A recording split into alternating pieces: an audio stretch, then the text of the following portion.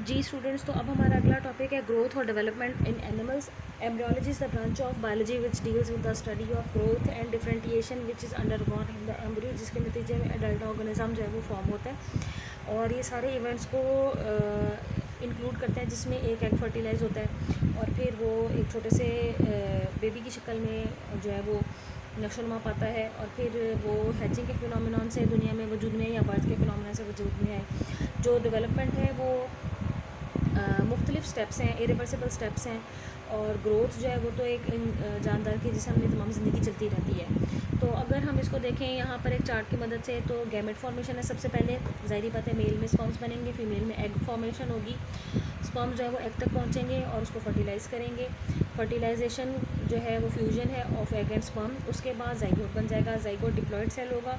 ये diploid cell series of mitotic division के through गुजरेगा, जिसके नतीजे में उसमें छोटे छोटे सेल्स बन जाएंगे जिन्हें ब्लास्टोमियर्स कहते हैं। और इस अमल को हम कहेंगे क्लीवेज। क्लीवेज के बाद सेल्स के जो रीअरेंजमेंट है वो 3 लेयर्स में हो जाती है और 3 जर्म लेयर्स बन जाती हैं। इन जर्म लेयर्स को कहते हैं एक्टोडर्म, मीजोडर्म और एंडोडर्म। इससे जानदार के फ्यूचर के तमाम ऑर्गन्स बनने होते हैं। हर लेयर जो है वो मखसूस ऑर्गन्स को, सिस्टम को पैदा करती है। जर्म लेयर्स की फॉर्मेशन के इस अमल को कहते हैं गैस्ट्रुलेशन। उसके बाद जो ऑर्गन बनने का अमल है, क्योंकि लेयर्स अब बन गई हैं और तीनों ने अलग अलग ऑर्गन्स, टिश्यू और सिस्टम बनाने हैं, तो लेयर्स बनने के बाद ऑर्गन्स बनने का अमल शुरू हो जाता है। ऑर्गन बनने के अमल को हम ऑर्गेनोजेनेसिस कहते हैं, जिसमें बॉडी के तमाम ऑर्गन्स बनते हैं। जब एक दफ़ा ऑर्गन्स बन जाते हैं तो फिर बेबी जो है वो उसको फीटस कहना शुरू कर देते हैं इंसानों में, और फिर ये जो है बर्थ के लिए तैयार होता है। और अगर हम बाकी के जानवरों में देखें तो कुछ जानदार ऐसे हैं जो कि अंडे देते हैं, तो नशोनुमा अंडे के अंदर होती है, तो वो बेबीज़ अपनी नशोनुमा के अरसे को मुकम्मल करके अंडे को तोड़कर तो दुनिया में वजूद में आते हैं। तो ये सारी डेवलपमेंट के बेसिक जो पैटर्न्स हैं ये तमाम जानवरों में लगभग सेम है। अब आपकी जो बुक है इसमें चिक की जो डेवलपमेंट है इसको एक टाइप के तौर पर आपको पढ़ाया गया है। मुर्गी के जो एग्ज़ हैं उसको आपको पता है कि मुर्गी जो है वो एग जो देती है उसको वो अपनी बॉडी की हरारत के साथ सेंचती है उसके ऊपर बैठकर 21 दिनों के लिए, क्योंकि दर्जा हरारत यकसा जो है वो चाहिए होता है एग की डेवलपमेंट के लिए। तो फीमेल जो है वो अपने जिस्म के दर्जा हरारत से इनको हीट पहुंचाती रहती है और इनको इंक्यूबेट करती रहती है। आज आर्टिफिशियल इंक्यूबेटर्स भी मौजूद है जिसमें अंडों को रखकर चूज़े निकालने का अमल जो है वो होता है। तो लेकिन ये मैं आपको बता दूँ। उसके बाद अगर हम चिक के एग की बात करें तो आपको पता है कि इसमें जर्दी है, इसमें सफ़ेदी है, यॉक और एल्ब्यूमिन। ये बेसिकली जो डेवलपिंग एम्ब्रियो है चिक का उसके लिए न्यूट्रिशन होती है। और जैसे जैसे डेवलपमेंट पा रहा होता है एम्ब्रियो, क्योंकि उसका मदर के साथ कोई कनेक्शन नहीं होता, उसके बाहर तो थे कि कैल्केरियस शेल होता है जो कि पोरस होता है, जिसके थ्रू वो ऑक्सीजन को एक्वायर करता है, कार्बन डाइऑक्साइड को रिलीज़ करता है। नाइट्रोजनस वेस्ट जो है वो एग के अंदर ही एक तरफ डिपॉजिट होते रहते हैं। और जो एग है उसके अंदर आप देखते हैं कि मुख्तलिफ प्रोटेक्टिव मेम्ब्रेन भी होती हैं। 3 प्रोटेक्टिव मेम्ब्रेन होती हैं, एमनियन, कोरियन और एलेंटॉइस। तो फर्टिलाइजेशन इंटरनल होती है चिक में, और जो फीमेल जो हैन है वो जब एग देती है तो वो एग के बाहर शेल्स को सिक्रीट करती है शेल ग्लैंड्स की मदद से, और उसकी बॉडी में मखसूस हिस्से होते हैं रिप्रोडक्टिव पार्ट्स जो कि एग को फॉर्म करने में उसकी मदद करते हैं। उसके बाद वो उसको हीट अप करती है। तो 36 से 38 डिग्री सेंटीग्रेड का जो दर्जा हरारत है वो चिक की डेवलपमेंट के लिए बहुत ज़रूरी होता है।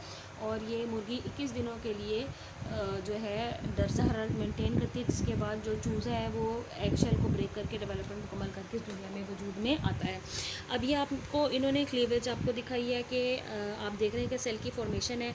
सबसे पहले वर्टिकल अंदाज में सेल की डिवीजन हुई है, फिर एक हॉरिजेंटल डिवीजन हुई है, उसके बाद दोबारा एक हॉरिजेंटल डिवीजन हुई है, जिसके नतीजे में आपको 6 सेल्स बने हुए नज़र आ रहे हैं। उसके बाद हर सेल जो है तकसीम दर तकसीम के अमल से गुजर रहा है और एक एग्रीगेशन सेल्स की बन गई है और एक पूरी बॉल ऑफ सेल्स बन गई है एम्ब्रियो फॉर्मेशन में, यहाँ आप देख सकते हैं। तो आफ्टर फर्टिलाइजेशन एग जो है वो सीरीज़ ऑफ माइटोटिक डिवीजन से गुजरता है। ये सीरीज़ ऑफ माइटोटिक डिवीजन इसलिए होती हैं ताकि इसको मल्टी सेलुलर ऑर्गेनिज्म में तब्दील किया जा सके, ताकि नंबर ऑफ़ क्रोमोसोम हर सेल में मेंटेन रह सके। और जो ख़ास किस्म की जो क्लीवेज चिक में होती है उसको डिस्कॉइडल क्लीवेज कहते हैं, क्योंकि डिस्क की शक्ल में ही होती है। इसमें 2 हिस्से होते हैं, एक एनिमल पोल होता है और एक वेजिटल पोल होता है। ये एग का एक मखसूस स्ट्रक्चर होता है जिसमें कहीं पिगमेंटेड एरिया होता है, कहीं क्लियर एरिया होता है, सस्पेंडेड पार्टिकल्स होते हैं, यॉक में, एल्ब्यूमिन में। तो डिस्क की शेप में जो क्लीवेज होती है उसको डिस्कॉइडल क्लीवेज कहते हैं। पहली दो जो क्लीवेज होती हैं वो वर्टिकल फॉर्म में होती हैं, और अगली जो क्लीवेज होती है वो हॉरिजॉन्टल फॉर्म में होती है, जो आपने यहाँ पर अभी देखी। तो 90 का एंगल बनाते हुए यहाँ पर आप देख सकते हैं कि पहली जो दो क्लीवेज हुई हैं उन्होंने डिवीजन कॉज कर दिया। उसके बाद इरेगुलर नंबर ऑफ सेल्स बनते हैं, क्योंकि cells one by one divide करते चले जाते हैं। क्लीवेज रिजल्ट करती है grounded see closely packed mass of cells में। मैस ऑफ सेल्स हम इसको इसलिए कह रहे हैं क्योंकि अभी यहाँ ऑर्गन वगैरह नहीं बने, सिर्फ सेल्स इकट्ठे हुए हैं और वो एक दूसरे के साथ टाइटली अटैच्ड हैं, उनके दरमियान में गैप नहीं है। तो इन छोटे से सेल्स को ब्लास्टोमियर्स कहते हैं। वैसे इस पूरी एप्लीकेशन को हम कहेंगे कि इस वक्त जो एम्ब्रियो की शक्ल है वो है मॉरूला, और ये डिस्क शेप का होता है। फिर आहिस्ता आहिस्ता इसमें लेयर्स बना शुरू होती हैं, जिसे हम कहते हैं ब्लास्टोडर्म। टर्म का मतलब होता है लेयर। तो जैसे जैसे ये लेयर बनना शुरू होती है, जो एम्ब्रियो होता है वो, क्योंकि जर्दी के दरमियान में रेड से स्पॉट में आपको नज़र आएगा अगर कभी आपको मुशाहिदा करने का मौका मिले, तो ये यॉक के बिल्कुल साथ एसोसिएटेड होता है और बिल्कुल किनारों की तरफ जो है वो फ्लैट होता चला जाता है, और ये यॉक के साथ कनेक्शन बनाता है, क्योंकि यॉक से ही सारे न्यूट्रिएंट्स वगैरह जो है डेवलपिंग सेल्स ने एक्वायर करने होते हैं। उसके बाद इसमें एक छोटी सी कैविटी बनती है जिसे कहते हैं ब्लास्टोसील। ब्लास्टोसील की कैविटी बनने के बाद अब ये मॉरूला ना रहा तो इसको हम कहेंगे ब्लास्टूला। ये जो कैविटी होती है थोड़े से फ्लूइड के साथ फिल हो जाती है, और आप देख रहे हैं कि यहाँ पर सेल्स की आपको ऊपर दो तहें, दो लेयर्स जो है वो नज़र आ रही हैं, और अतराफ से आपको येलो कलर की यॉक भी नज़र आ रही है। तो आप देख सकते हैं कि जो एम्ब्रियो है वो लेटरली यॉक के ऊपर एम्बेड हुआ पड़ा है, दरमियान में कैविटी है, और इसके सेल्स मार्जिन पर हर तरफ यॉक के साथ कनेक्शन बनाए हुए हैं और डूबे पड़े हुए हैं। तो ये जो लेयर बनती है इसे ब्लास्टोडर्म कहते हैं। The marginal area of blastoderm in which cells remain undetach from the yolk and are closely adherent to it are called edge zone of junction.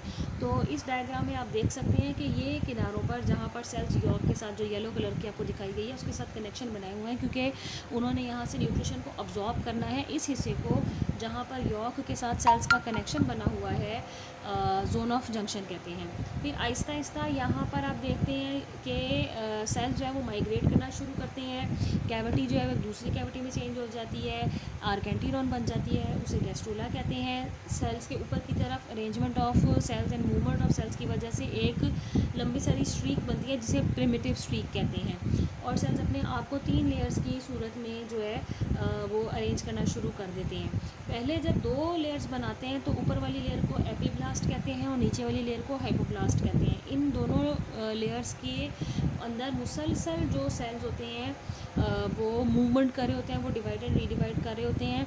हत्ता कि एपीब्लास्ट जो है वो एक्टोडर्म और मीजोडर्म लेयर्स फॉर्मेशन करती है, इसलिए इसको कहते हैं कि ये प्रीजम्पटिव एक्टोडर्म एंड मीजोडर्म। प्रीजम्पटिव का मतलब है कि वो लेयर जिसने फ्यूचर में जाके एक्टोडर्म और मीजोडर्म को फॉर्म करना है, और हाइपोब्लास्ट जो है वो एंडोडर्म बनाने में मसरूफ़ हो जाती है, तो इसीलिए इसको प्रीजम्पटिव एंडोडर्म कहते हैं।